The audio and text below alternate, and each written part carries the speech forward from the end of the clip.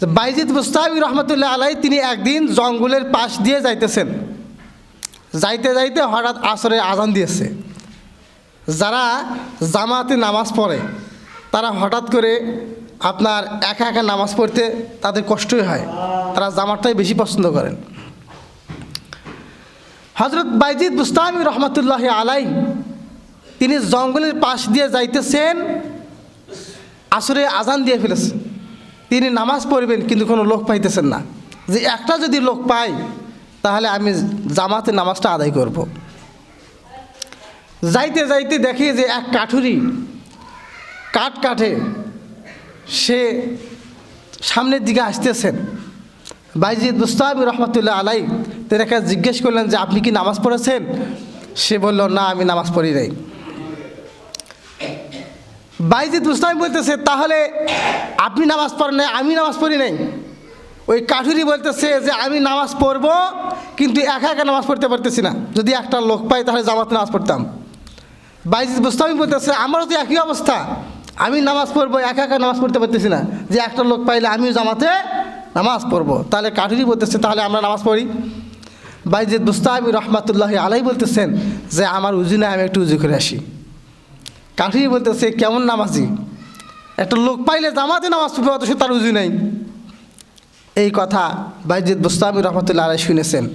তিনি বলতেছেন যেহেতু কাঠুরি এই কথা বলল তাহলে সে সাধারণ কোনো ব্যক্তি হতে পারে না, সে সবসময় উজু অবস্থায় থাকে।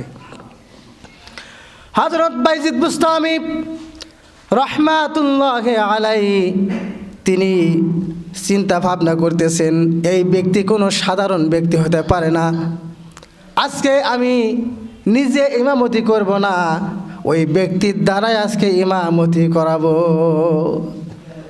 বাইজিদ বুস্তামি রহমাতুল্লাহ আলাইহি তিনি উজু করে আসলেন। উজু করে আসার পর ওই কাঠুরিয়াকে বললেন নামাজ পড়ানোর জন্য।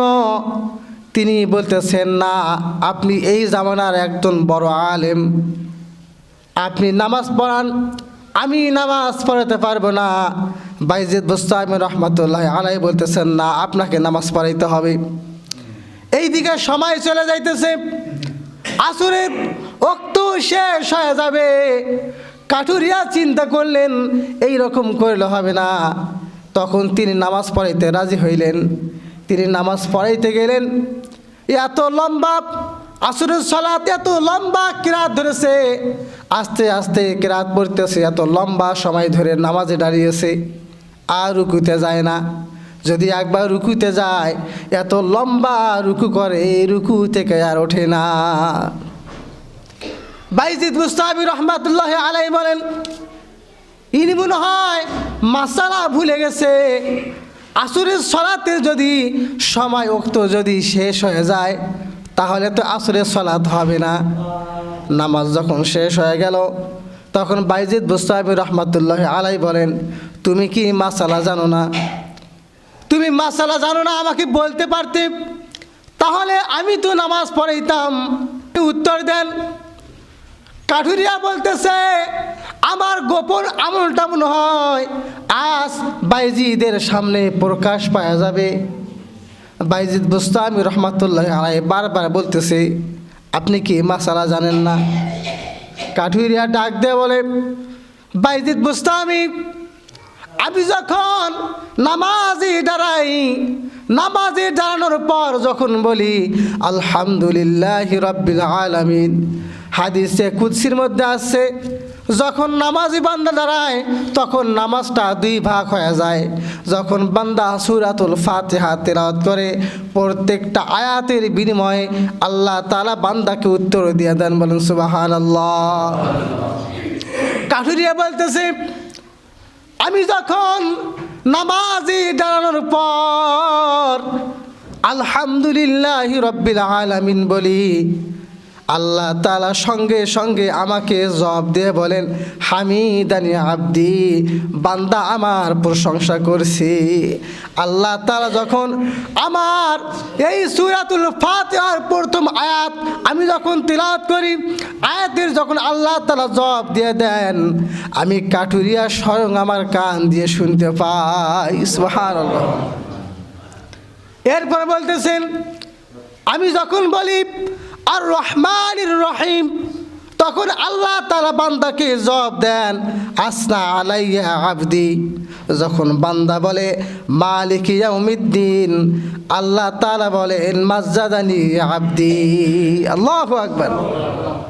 কাফিররা বলতেছেন আপনি কেমন নামাজি, আপনাকে পিছনে রেখে আমি নামাজ পড়তেছি, আজকে আল্লাহ তাআলা আমার কথার জবাব দিতেছে না।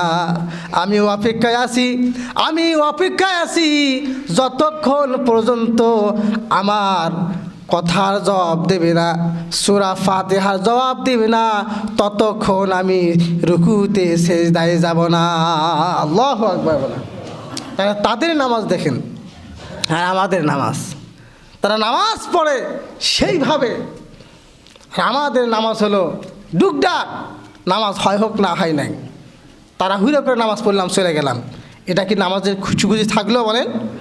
থাকলেও এই যে নামাজে একাগ্রতা থাকতে হবে, এমনভাবে নামাজ পড়তে হবে যে আমি আল্লাহ তাআলাকে দেখতেছি, নতুবা আল্লাহ তাআলা আমাকে দেখতেছেন।